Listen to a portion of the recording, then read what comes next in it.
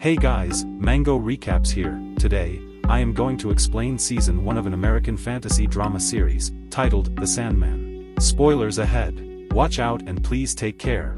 As a disclaimer, this video includes my own analysis, commentary, and it's not a substitute of the full movie. Click the link below to watch, buy or rent the movie. This episode begins with a narration stating the reality of the dream and the real world. The narrator believes that, when we close our eyes, another life awaits us. The big black raven enters the realm of the narrator. For him, he is the king of his dreams and the nightmares. After that, the raven enters the beautiful castle and rests on the narrator's shoulder. The story then begins when Dr. Jon Hathaway buzzed off from his dream into the real world. He arrives at his destination prompt to meet Roderick Burgess, also known as Magus. Dr. Jon Hathaway works at the Royal Museum. The little boy named Alex let Jon in. Magus is delighted to see Jon there. Jon tells Magus that his son passed away. Magus is extremely sorry for his loss and finds a connection in one another's grief because Magus also lost his son recently. The purpose of Jon's visit to Magus is to hand over the book called Magdalene Grimoire. This book contains magical spells which can bring back the beloved deceased. But before handing over the book, Jon wonders whether Magus can capture the Angel of Death, to which Magus confidently says that he can capture it. After receiving the books, all the nuns,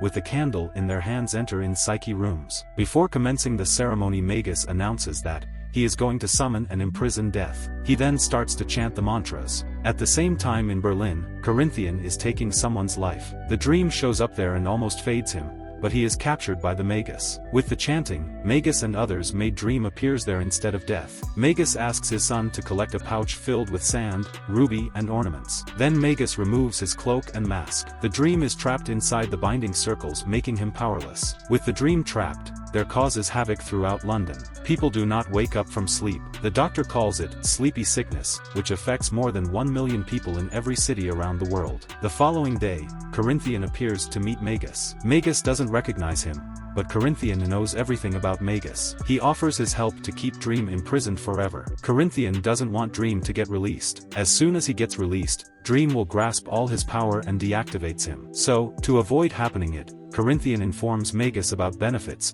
if he keeps one of the endless closes. According to Corinthian, the Reaper has family, dream, desire, destiny, and despair. Magus has taken the god vestment while imprisoning Dream. Ruby, the pouch, and the helm are the god's vestments. Corinthian also believes that gods can lend Magus an aspect of dream powers, like extending his lifespan, allowing Magus to manipulate of others. But for that, he needs to make sure that the dream never escapes. Corinthian also suggests constructing sphere glass inside the circle to contain Dream's physical manifestation. Not only that, the guards guarding Dream must not fall asleep during their watch. Otherwise, he will escape through Magus' dream. Before leaving, Corinthian also informs about the tablet called Forced March Tablets, which keeps guards awake, and asks him to make sure that the guards use them at all times. Afterward, Magus wakes Dream and makes an offer: return his son alive and healthy, in exchange for his freedom. Dream remains silent. Magus doubts Dream can bring his son back. So again, he asks what Dream can give him in exchange for his freedom. Dream says no word. Magus shows him the ruby and says until he speaks, he will enjoy the gift that Dream has already given to him. The gift Magus is pleading for is neither for mankind to receive, nor for Dream has the power to give. So, Dream was remaining silent. The episode cut us forward to 10 years, Dream is still held captive. His ruby, sand, and helm have brought youth and prosperity to Roderick and his followers. But the rest of the world is suffering. That young boy, Alex, has grown into a young man. He goes to see Dream. He is sorry for everything and asks Dream to give Magus what he wants, or at least talk to him. Then he can walk free. He also tells Dream that he is helpless, otherwise he would free him. Unfortunately, Magus listens to everything. He grabs him and takes him out and was about to hit him with his cane. Jasami, a black raven, shows up at the windows. Magus is trying to kill it for 10 years now. So as a punishment, Magus orders to kill Jasami. Meanwhile, Jasami enters the building, burns the place with the help of a matchstick, and somehow locates its master. It relentlessly pecks at the glass, but Alex shoots at it and killed it. With the guilt for killing it, and tears in his eyes, Alex cleans up the mess. Dream is not free. The world is suffering. The world is ravaged by the disease called encephalitis lethargica. People beg for sleep but couldn't. How they can sleep, if the sleep god's Dream is in prison? Some lived as perpetual sleepwalkers, while most slept without waking. Things start to turn upside down when Magus wants Ethel to abort the pregnancy. So, in rage, she takes the helm, pouch, ruby, and 200,000 in cash and runs away. She has taken all his fortunes. With no options left, he offers Dream to catch her, and in return, Dream must give him what he wants. Like usual, Dream remains silent. Magus in rage hit the glass sphere with his cane. When Alex tries to stop him, both get into a heated argument, where Alex pushes Magus, causing his head to bash on the cage and bleeds out. Before dying, Magus promises Dream that he is never getting his freedom. After 9 months, Ethel gives birth to a son named Johnny. While watching her son, she commits that they are going to make their dreams come true, and she won't let anyone stand in their way. Dream is still in prison, and how she can fulfill her dream? Is she going to use sand, pouch, and the ruby which she is wearing to fulfill her dream? Moving on, after the death of his father, Alex finds the love of his life, Paul. He takes Paul to see Dream and offers to free Dream if he promises not to harm Alex and Paul. But Dream remains silent and is not happy with Alex after killing his raven. Days pass, and years passes. Alex has grown into an old man and still trying his best to convince Dream to take the offer. But Dream still remains silent. Alex promises that he will not come down and visit Dream anymore. Paul purposely rolled out a wheelchair from the circle. The yellow line is broken, which means Dream can escape from there. His powers will now work. Interestingly, when the security guard yawns and falls asleep, Dream makes him look like a waking on a beach in Majorca. Dream shows up in his dream, and takes a handful of sand and is about to throw sand at him. In a reality, Dream is persuading him to shoot at the cage, releasing the Lord from the glass sphere. Dream immediately takes the life of 2 security guards. Before leaving from there, Dream wants to punish Alex for not freeing him after the death of Magus. So, as a punishment, Dream gifts him the gift of eternal sleep. Corinthian also finds that Dream is free, which means he needs to run to save his life. Dream is found by Lucien. He seems so weak after he has been imprisoned for over a century. Dream realm decayed after he left there, which once used to be a vibrant kingdom. Some people in this palace went looking for him, while others lose the faith in him and abandoned the palace. Dream promises to build once again this palace, and promises to bring back all his residents and staff. This episode begins with Dream wandering through decayed castle. Lucien tells him that after he left, all the books in the library faded away and vanished. Though royal librarians abandoned kingdom, still she stayed, because she was confident that Dream would return one day. Dream picks up the shattered piece of glass and tries to reconstruct the palace, but couldn't because he is weak and without his helm, ruby, pouch, and sand. He cannot build against his dream palace. He needs to find Ethel and locate his ornaments. And to do so, he needs to summon his siblings and ask for help. But to summon them he needs something he created and has remained intact, which would help him to retain some portion of power and absorb it. Lucien and Dream visit Abel and Cain. They are happy to see their lord after a long time. But when Dream explains the reason for his visit, they don't want Dream to absorb Gregory. Instead they ask him to absorb them. Dream asks Gregory to help him and thanks him for his service in the palace. Then Dream kneels and outstretches his hand, and starts absorbing Gregory. Dream then summon the Fates. Fates are made up of 3 goddesses, Maiden, the Mother, and the Crone. Dream presents them with the gift that he has brought them, and they allow him to ask 3 questions. Dream asks about his ruby, helm, and sand, and finds that sand was sold in London and was purchased by the magic user called Johanna Constantine. His helm was traded away to a demon for the amulet of protection. Oh my god, his helm is now some pendant. Who is wearing it, and why do they need protection? And also knows that ruby was passed from Ethel to Johnny. The Fates disappear from there. Lucien shows up there and asks Dream why he did not give the eggs to Fate, to which he answers that the eggs are not for them. Later we find that when Abel comes out from his grave, he finds an egg there and takes it to his brother Cain. Shortly, the egg starts to hatch and a baby Gregory comes out from the egg. This is the gift from Dream as an apology for taking their Gregory. Over the name of Gregory, 2 brothers again start to argue and Cain kills Abel. It's not to worry because they don't die. Shortly, Abel again comes out alive from the grave.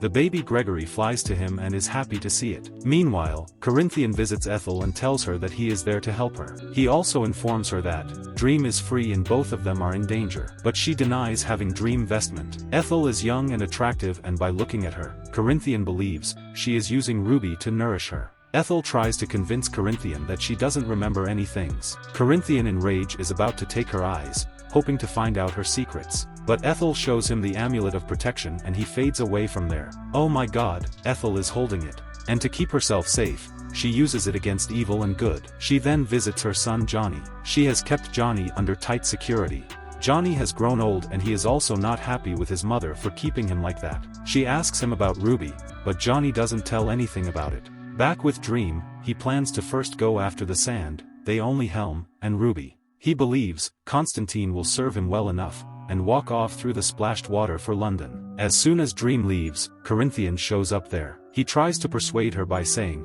Dream doesn't care about his creation. He also plans to go into the waking world. Afterward, we are introduced to Johanna Constantine for the first time in the series. In her dream, she sees a guy named Logue trying to summon demons. As she opens the door, there is a fire inside the room and the demon is screaming in pain, but couldn't see further as she awakes from the dream in the back of a taxi. She reaches her destination and steps out of her taxi. An old woman called Hetty calls her and tells her that Morpheus aka Dream will come after her to take his sand. She ignores her and moves forward. A few steps ahead, Dream shows up there and informs her that they have a business. Johanna is there to secretly conduct a wedding ceremony of the royal princess with the footballer named Kevin Brody. Johanna senses a demon there occupying the host, Kevin. As she starts weeding, she secretly chants mantras, forcing demon to show itself from the body of the host. The demon destroys Kevin's body. There is a huge demon. Then Dream appears there and recognizes the demon as a Gileath. Both Demon and Dream seem to recognize each other, and Demon offers a proposition, where he will take Princess, and promises to tell the name of the demon, holding Dream's helm right now. At the same time, Johanna chants some mantras and is ready to send Demon back to hell, but Demon begs her not to send him back, and in return, he will tell her where Dream's helm is. Despite the order from Dream to stop, Johanna continues her mantras and ultimately sends back Demon to hell. This was the perfect chance for Dream to find out his helm, but in vain. Thanks to Johanna. Afterward, Dream tries to persuade Johanna to give him back the sand pouch. Unfortunately, it turns out that she already sold it a long time ago. However, she becomes ready to help him, but will work alone to find it. She doesn't want Dream to work together. Surprisingly, Lucienne has sent Raven called Matthew to look after Dream, and this Raven has been following Johanna all over London. Dream and Matthew talk, where Dream wants him to go back to dreaming, but Matthew is trying to convince him that Dream needs his assistance. The Dream quickly realizes that Matthew is not leaving. Dreams then enter in Johanna's dream, the same dream where she had opened the door in the beginning. Dream opens the door and sees Johanna captured monster, and send it back to hell. Astra is also swapped away by the demon's flame. She awakes from her dreams and finds Dream standing in front of her. As they talk, Johanna finds that Dream was captured by Roderick Burgess. Everyone believed that Roderick had locked up some demon in his basement. She also believed the same until now. She realizes that Dream was captured by him, not a demon. So, she quickly informs Dream where his sand may be. Rachel Moody, her old friend. They reach Rachel's house. Johanna asks Dream to stay outside and goes inside the house. In the meantime, Matthew convinces Dream that humans are not trustworthy. Inside the house, Johanna and her ex are talking and having a romantic time. So, Dream makes everything like Johanna is dreaming. As she wakes up, she finds Dream there, and as they open the door, they see Rachel waiting on her deathbed, and holding sand back in her hand. Dream quickly takes his sand back. As Dream takes the sand, Rachel starts to suffer in pain. Dream tells Johanna that it was sand keeping her alive, and blames Johanna for giving Rachel the sand. If Johanna had kept sand with her, then Rachel would be okay. Dream is not that selfish. He asks Johanna to wait outside, release Rachel from her pain, and let her go by giving her a sweet and beautiful dream. Meantime, Ethel is trying hard to find Ruby from her son. She tells her that they both are in danger, as Dream is out there and searching for his vestment. But Johnny doesn't believe her. He tells her that he already altered the ruby, and now it only works for him, like the amulet of protection works only for her. To prove him, Ethel removes the amulet of protection. As soon as she removes, she starts to grow older and ultimately dies. The amulet of protection has kept her alive for 116 years. John, with both ruby and now amulet of protection, has become stronger. He kills the guards by ripping them apart and shattering them like glass. Finally, he manages to set himself free. Corinthian welcomes him outside. Later, Dream and Johanna meet to say a final goodbye. Episode 4 begins in hell. Dream and Matthew decide to follow the line of damned in the freezing cold. Dream and Matthew are at the gate of hell. Dream hesitates to sneak inside hell because a king cannot enter another monarch's realm uninvited. According to the dream, there are certain rules and protocols to be followed. Then he called a demon named Squatter Bloat by beating the drum. Both greet each other. Though the demon chastises him, he let him Dream in by opening the gate, and taking him to Lucifer Morningstar. Dream asks about his helm with Morningstar. She wants Dream to join her and rule the realm together, but Dream ignores her. Shortly, she summons all the demons. There are billions of demons, and it is difficult to find out which demon is holding the helm of Dream. Then Dream uses his sand and summon the demon holding helm of Dream. His name is Corazon, a Duke of Hell.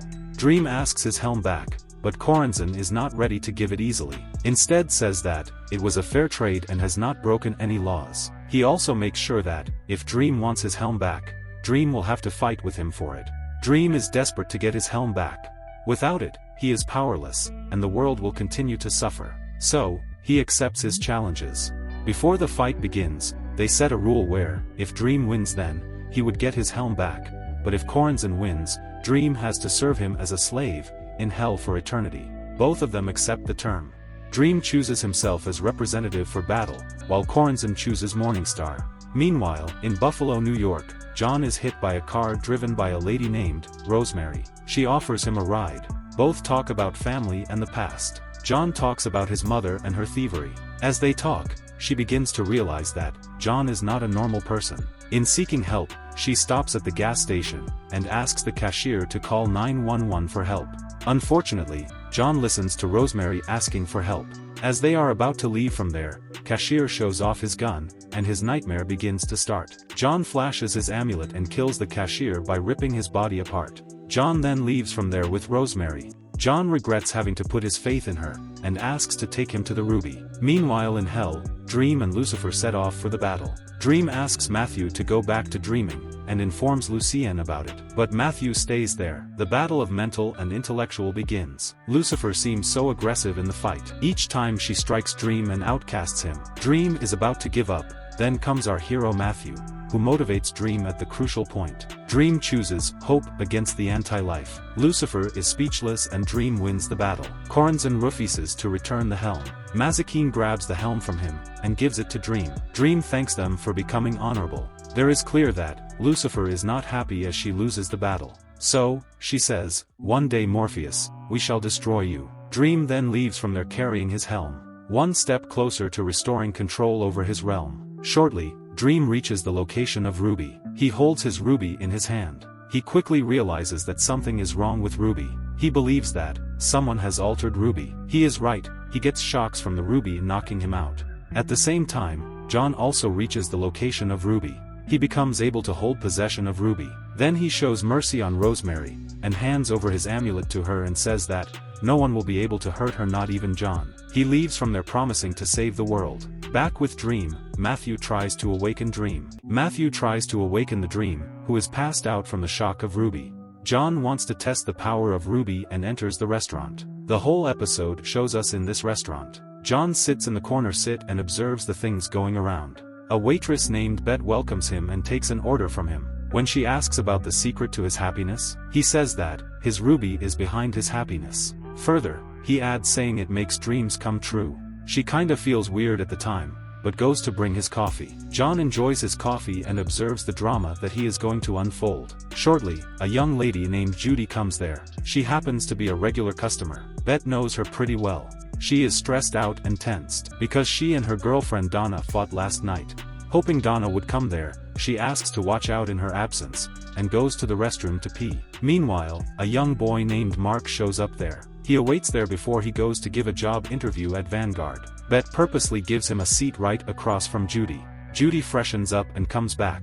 Mark tries to talk with her, but she seems frustrated and directly replies to him saying, "I am gay." Shortly, Gary and his wife are there to celebrate their marriage anniversary. Apparently, Bet was the one who set them up. Judy believes that Bet was also trying to set them off like Gary. Well, it turns out that Bet is also a writer besides waitress, but has not been able to give time to writing because she has to work to pay her son's tuition fees. Jon ultimately talks with Bet. When Bet says, "What will you have, handsome?"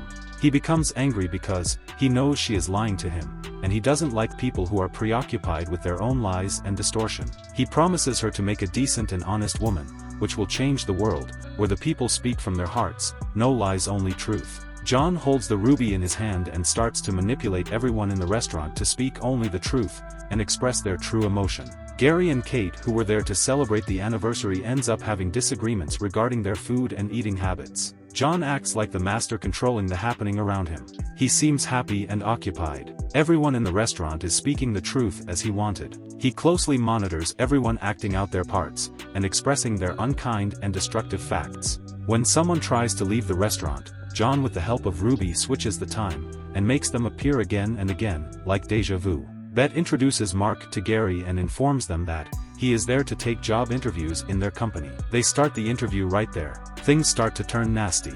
Everyone opens up with their feeling. They are lost in lust, desire and pleasure, and fear at the same time.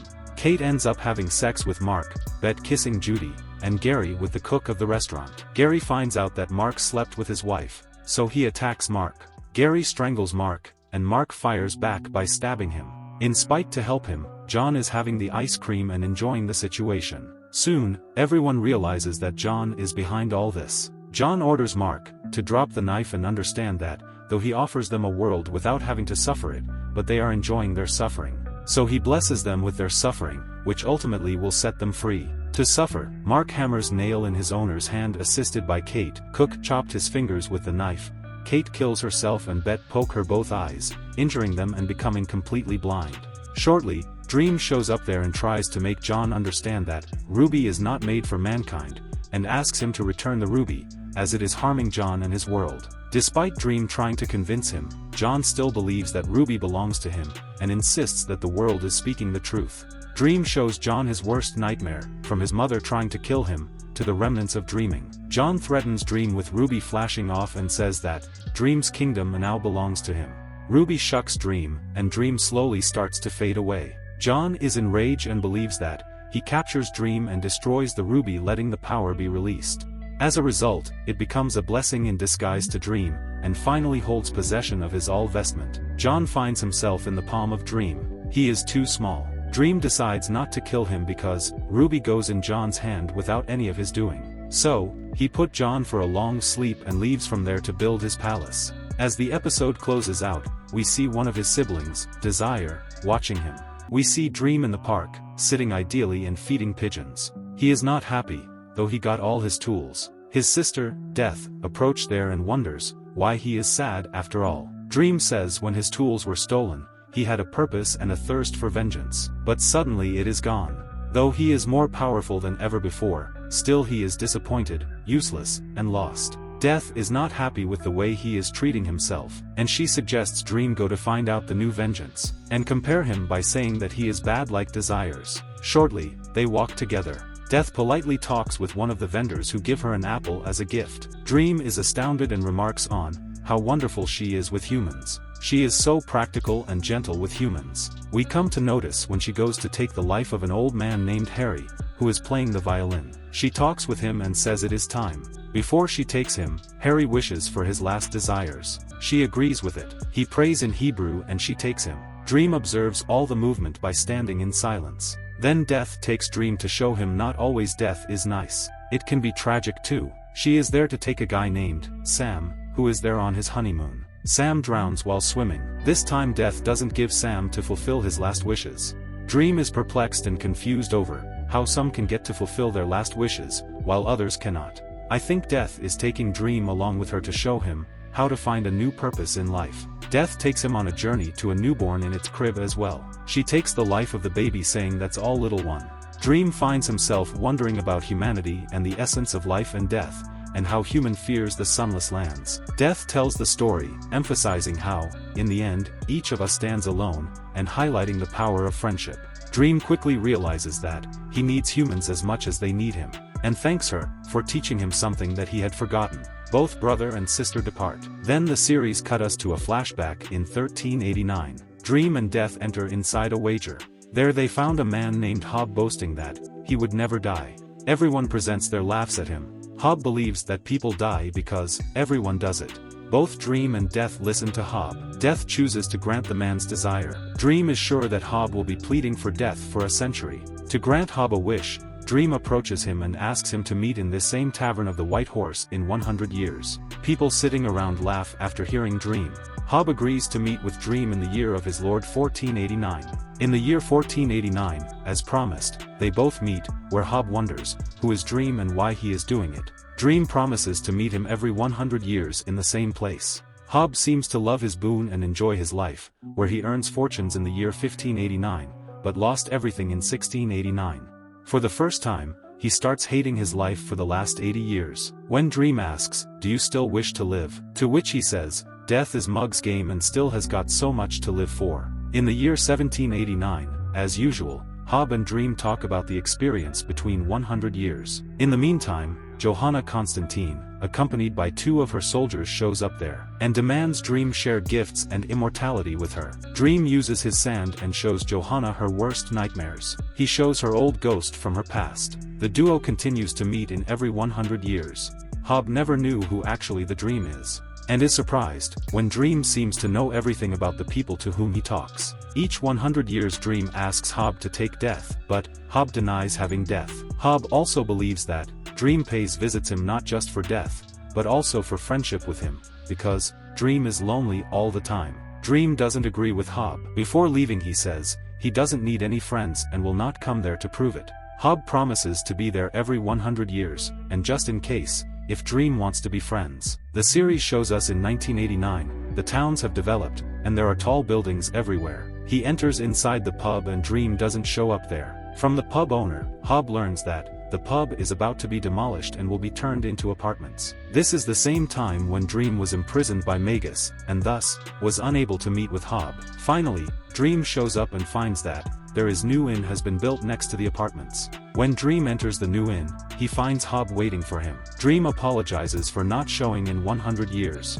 Both of them smile and talk about the experiences of those 100 years. On the other hand, Desire is not happy with her brother's escape, and plans to capture him again. It shows us in 2015, that the episode introduces us to 2 siblings, Jed and Rose Walker. Their parents are divorced and these 2 kids are separated from one another. This is the period in which kids need much attention and love, and it is devastating for children to suffer from their parent separation. Meanwhile, the twin sister, Desire and Despair, is set to carry out a new plan to capture Dream. Desire seems to manipulate Despair into believing that Dream needs correction, and Despair admires Dream, while Desire has jealousy over Dream and his palace, Dreaming. Desire informs Despair that there is a woman who has no idea who she is, but is already doing what Vortex does. And it turns out that Rose Walker is the new Vortex Desire is talking about. As Dream is back with his tools, Lucienne begins to conduct census. She reports to Dream that,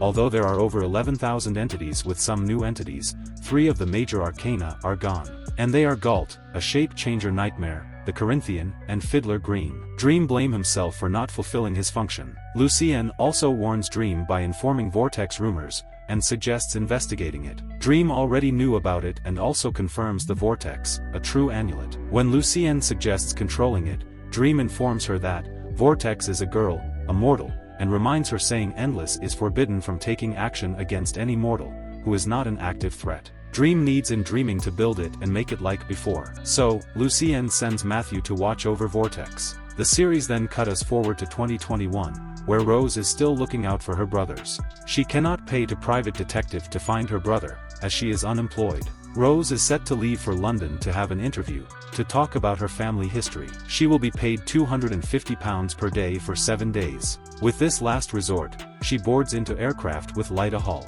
They finally reach Sussex in an elderly care home, to meet Unity Kincaid. Unity welcomes them. Rose notices Doll's House of Unity, which was gifted on her 12th birthday. Unfortunately, she never had the chance to play with it. She was asleep entirely in her childhood. This was the time when Dream was imprisoned by the Magus. Unity also informs them that she woke up 8 months ago. In her dream, she takes over her father's business, met a man with golden eyes, and had a baby called Miranda Walker, Rose's mother, which means she is great-grandmother of Rose. Meanwhile, at some restaurant, 3 serial killers are looking for a member to add to their group. Corinthian doesn't show up there, so they are looking for a path to meet him. A woman suggests they copy Corinthian, and kill the human and take eyes like him, so that Corinthian will notice them, and might agree to meet them. At the same time, Corinthian goes to meet Rose Walker at her apartment. He finds a house sitter there instead of her. Corinthian carefully informs about the job offers for Rose. The house sitter let him in. After having a romantic time with house sitter, Corinthian sees the news, which is just a lure to trap him by the gang. He heads off to the murder location. Back at Sussex, Rose encounters the three, who warns her about Corinthian, and how her life is in danger, and also appeal to her to be more careful. Later, Unity suggests Rose find her brother. Rose tells about her unemployment, and how much she needs a job to find her brother. Unity offers her a job. Rose accepts the offer. Unity outsmarts Rose and give her a gold amulet, which she had dreamed of it on their way there. Afterward, Rose and Lyda are on their search for Rose's brother and are in Florida. They get to know their downstairs neighbor, Ken and Barbie, and Chantal and Zelda, their upstairs neighbor. From outside the house, Matthew is watching their every move. Meanwhile, Rose is making a call while walking in the hallway. She is welcomed by a couple of thugs there. Matthew is watching her. Rose is accompanied by Gilbert, from Hal's attic, who assists in rescuing her from these thugs. Quickly Matthew informs the incident from the last night to Lucienne. When Lucienne checks out in books, she finds that Rose's brother is missing from both dreaming and waking worlds. Lucienne also informs Dream about Rose's brother Jed's missing case, and reveals that Jed had a nightmare of Galt before he went missing. As they are talking, they are interrupted by Rose Walker, who demands to know about her brother. Dream perplexed, and wonders how she can be in dreaming.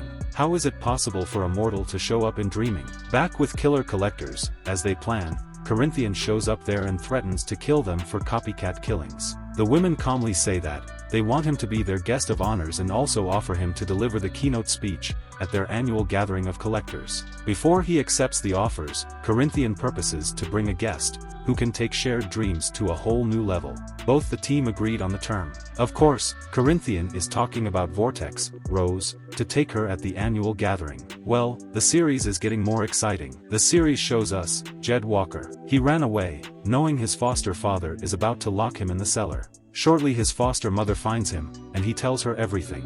As they are about to run away, Foster's father shows up and orders Jed to come with him. He then opens his car's trunk, and Jed gets inside it. We can assume that his father is cruel to him from this behavior. We see Rose standing in front of Dream and Lucienne. Dream welcomes her and also informs her that she is dreaming.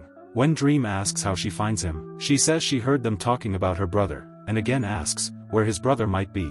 Dream walks to her and tells her about his missing nightmares, Galt, who might be holding Jed with it. Dream also smartly acknowledges her by saying how she is related to her brother missing. He makes her understand that she is Vertex, who is largely incomprehensible, and highlights that once in every few thousands of years, a mortal is born with a dreaming ability, so powerful with the capability to travel through others' dreams, ultimately reaching Dream's palace, dreaming. Dream also assures her saying, she can find her brother, like she finds him.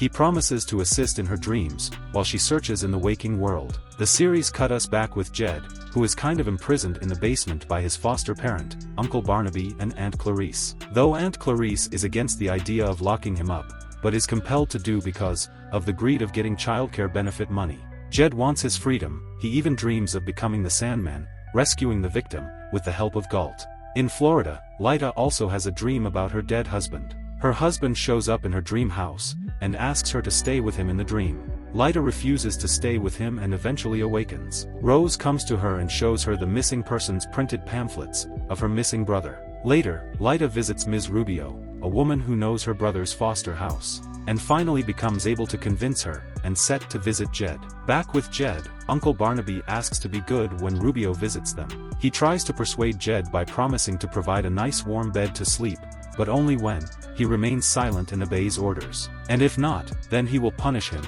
and break his every bone and cripple him for the rest of his life. When Ms. Rubio visits Jed, he tries to hand over a paper note to her, but in vain. Before he leaves from there, he hugs Rubio and drops the paper note in her bag. Sadly, things turn out awry. Barnaby somehow manages to sabotage the letter from Ms. Rubio's bag, and promises to pay Jed for his action. Shortly, Corinthian manages to find Ms. Rubio and ultimately kills her, popping her eyes out and eating them. He also looks at Jed's file. Is Jed in danger? Moving on, in Dream, Rose begins to embark on her journey. Soon Dream joins her, and suggests she find her own path. She opens the gate of the park, and finds Princess Barbara talking with Martin, a bear. As they follow, they find young Zelda playing in the graveyard. When they follow Zelda inside her house, they eventually are in Jed's dream. Jed shows up there telling them he is the Sandman. Dream finds it funny, and asks where Jed's master is. Galt appears there taking the shape of Rose's mother. However, Dream transfers Galt into his real form, a celestial form. Rose quickly asks Jed about his location, the location of his residence. But before Jed could say anything, Dream takes Galt with him and ends the dream. Luckily, Rose finds out where Jed is kept, and informs Lyda about it. Back in dreaming, Dream sees the revolt in the eyes of Galt, so for choosing to become others and running away from the inborn responsibilities, Dream punishes Galt by dissolving her into the shadows. Jed is awakened from his dream and finds his home empty. As he is about to sneak out, Corinthian shows up there and tells him that he is there on behalf of Rose. When Rose reaches there, it's already too late. Police are around there at the crime scene. Corinthian killed Jed's foster parents and takes him off. They are in the car in the middle of nowhere. We see Rose and Lyda talking about each other's dreams, where Lyda informs how she was physically intimate with her husband in the dream, and got pregnant in the waking world. Rose believes that she is responsible for all the tragic and weird things happening around her, and promises to correct them. Matthew flew back in dreaming and informs Lucienne about Lyda's pregnancy. She believes Rose is starting to weaken the walls between the realms. When Matthew shows his concern informing Dream, she denies it, claiming none of her business. She is still mad at Dream for keeping her out of the loop, and making her sit in the library, to maintain the dream record. Matthew insists to tell the thing to Dream, but she warns him, saying Dream is not in the best mood, and could banish them in the darkness as he did to Galt, if they try to shadow him. Being gentle, she asks Matthew to continue to keep an eye on Rose. Apparently, Lyda is ready to sacrifice her life in the waking world, and plans to live with her husband in the dream. Now, connections are established between the dream and the waking world, and things are starting to turn weird. And it has already started with Lyda's pregnancy. Meanwhile, Corinthian takes Jed to the Royal Empire Hotel, the same place where serial killers are conducting convention, and calls Rose to inform her to meet, and urges her to take her time, as there is no rush at all. Rose quickly locates the place and is about to leave, but Gilbert shows up there and offers to accompany her, and taunts her saying, America is very large and she needs someone who can guide her. Gilbert convinces her and finally, they hit the road. In Lyda dreams, her husband and she are making out and having some romantic time. Suddenly things start to shake, and they believe it was an earthquake. But actually, it was the crack in the walls between the realm. Dream finds the broken walls between the realm from Mervyn, and in the meantime, there occurs a seismic wave cracking the palace. Dream promises to find the cause of disturbance, and will eliminate the source. Dream walks to the library and asks Lucienne if any seismic wave had occurred in his absence, to which she says no, and is also not happy with Dream for letting Vertex damage the realm, in the hope to catch Corinthian. Lucienne also believes the things that are happening in the dreaming and between the realms are something new, something Dream did not create, something beyond Dream. And that is Vortex. Also she believes Rose is behind it, though she is completely unaware of it. Meanwhile, we see Rose in Lyda's dream house. Dream is also there confirming the source. Dream asks Matthew to fly back in dreaming, and tells Lucienne that her theory was correct. When Lyda and Rose enter the house, Dream is already there with Hector, Lyda's husband, and wants Hector and Lyda to stop seeing each other, because neither ghost can escape his fate by hiding in the dreaming, nor a living human being can escape her grief here. Dream then orders Hector to go to his place of the dead, in hell. He says final goodbye to Lyda and eventually Dream fades Hector right in front of her. Can this incident ignite the revolt against Dream? They are inside Rose's dream. Rose is not happy seeing Dream's cruelty, so she asks Dream to stay away from her and her friends and threatens him by saying how Vortex can create universe and destroy it. In the waking world, Rose is awakened by Lyda's call. She informs Rose about her pregnancy, and how Dreams threaten her saying he will come back for her baby. Rose promises that she will be fine and that Dream won't come to her again. Inside the hotel room, Corinthian asks Jed to stay there until her sister arrives there. We know from the previous episode Jed is not the person who sits idle. Like always, he sneaks out of the room.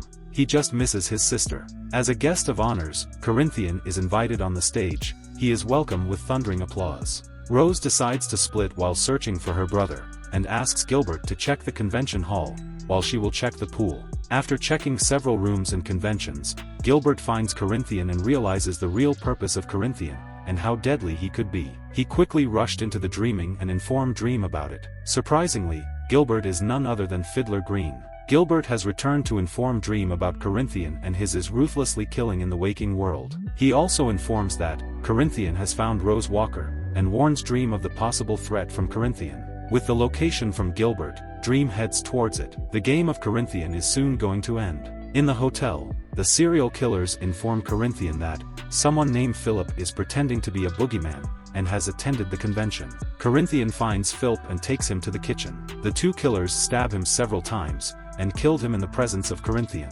Thankfully, Jed happens to enter the kitchen and see the killing. He quickly rushes out in shock. While running, Jed ran into another killer named Funland, who has a terrible history involving young children. He promises Jed that he will be safe in his room, and they move toward his room. Luckily, while moving across the hallway, the two encounters Rose. Funland grabs Jed, claiming Jed to be his. Jed punches him, and both brother and sisters run away from him. Funland is not giving up easily. He begins to chase them. The Corinthian shows up and kills the man. He then calls Rose by her name, and promises that they are safe with him. Rose now knows the real face of Corinthian. Inside the room, Corinthian doesn't leave the chance to manipulate her, and tries to convince her, saying how dangerous Dream could be if she starts to bring the walls down between people's dreams. He even shows her fear of death, and offers to protect her and keep them safe. He tries to make her understand that she will be more powerful than Dream, and create her realm. Rose is grown up and smart ass. She turns down his offers, and decides to leave the hotel with her brother. Corinthian knows the importance of Rose to him, so to make the ball in his court, he gives her both room keys and asks her to take some time before she makes any decision, and leaves from there to give his keynote speech at the convention. In his speech, Corinthian asks all the killers to close their eyes and continue his bullshit. At the same time, Dream shows up there, but Corinthian no longer fear with Dream. He continues his speech. Unfortunately, Corinthian has become more powerful since their last meeting. Eventually Rose and her brother also enter in dreams. They see both Dream and Corinthian blaming each other, and talking about her. She is terrified of seeing the killer performing their activity with the dead bodies. When the killers try to encircle Rose and Jed, they run from there. At the same time, Dream tries to wake her up.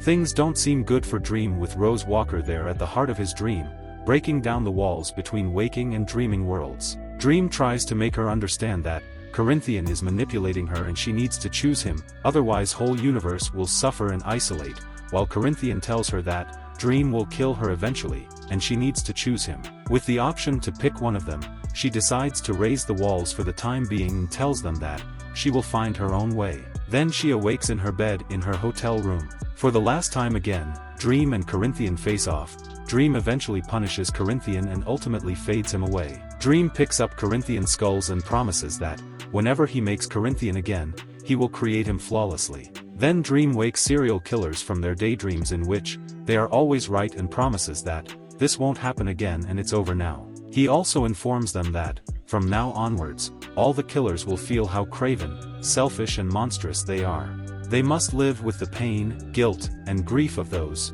they have slaughtered. Some killer turns themselves in and informs the police, while some take their own lives. We see Matthew and Dream outside of the hotel, where Matthew wonders whether to follow Rose or not. Dream points out it's all over and he doesn't need to follow her, as she is not a threat when she is awake, but still is a threat when she dreams, so tonight, he plans to find her in her dreams. Meanwhile, Rose and Jed are heading to the hospital, as Lyda goes into labor. The whole family is there, except Gilbert, who had to leave the note stating he had to go home. Rose is worried and thinks Dream will kill her when she goes to sleep. On the other hand, Lyda urges her to find him and recommends killing him before he could kill her. Probably Lyda is igniting the revolt for whatever Dream did to her husband. That evening, Rose finds herself dreaming once more, but this time, a huge vortex appears, engulfing everyone she loves. However, Dream appears and begs her to think things through, saying that although she has done a lot of harm, it is nothing he can't fix. Rose must, however, die to repair this, or vortex anyway. In the meantime, Fiddler Green shows up there, and tells Rose that he is part of Dream. Dream insists on saying the vortex must die. Rose wonders and asks about the reason for Vortex's existence. Gilbert comes up with the theory for it. According to him, when human is at the center of dreaming and recalls that they exist only because of human when they dream. He further adds that the miracle of humanity itself always be more vivid to dreaming, and its creation than any marvel of power. Still, Dream is not convinced by Fiddler's Green and asks to take his responsibility. Before turning into greenery, he offers Rose to walk and visit him. He then transforms into his form, turning barren land into the rich and beautiful land, setting the background of field and meadows. Meanwhile, Unity Kincaid suddenly shows up there with her book in her hand, which explains, she is the real vortex. According to her, as the dream was imprisoned, and locked out of dreaming, that fate was handed down to her descendants. To make it clearer, she asks Rose to hand over Ruby Heart. Rose dives her hand inside her chest, and pulls out the ruby heart and hands it to Unity. Finally, the vortex is returned to the rightful owner, sacrificing herself, so Rose can live. Before she dies, she reveals that the father of her child has golden eyes. Dream is familiar to this person. Desire has golden eyes in the family of Endless. Unity and Rose say a final goodbye. Shortly, Rose wakes up in her bed with her brother by her side. After that, Dream pays a visit to Desire Chambers. He is not happy and warns Desires for carrying out such a master stroke, which nearly ends the whole universe. When Dream leaves from there, Desire promises to hit him back, and will draw blood out of him. Meanwhile, Dream is busy working on his fated creation. Lucienne shows up there with big news. Rose has written a book that has just been added to the library. Lucienne was not happy when Dream vanished Galt, and now is finally convinced that he is also responsible for what had happened in dreaming during his absence. Before Lucienne leaves for the library, he brings Galt back and gives her wings with no pun intended. He now allows her to become just like she has always wanted. All three of them are happy. Also, Dream assigns Lucienne a new responsibility, and tasks her to watch out for and take care of the dreaming, while he is at work. In hell, Lucifer is still mad at Dream after losing with him. She is still looking for a chance to revolt against Dream. In the meantime, Lord Azazel shows up there and wants her to attack the dreaming, and extend the boundaries of hell. The armies of hell are there, if she chooses to attack dreaming and then ultimately the waking world. As General wants execution, Lucifer agrees to act on General's demand, and wishes to bring Morpheus to his knee, and enrage God. The season 1 ends here. Please, subscribe to watch more series recaps, turn on notifications, and leave a like and comment to support the channel.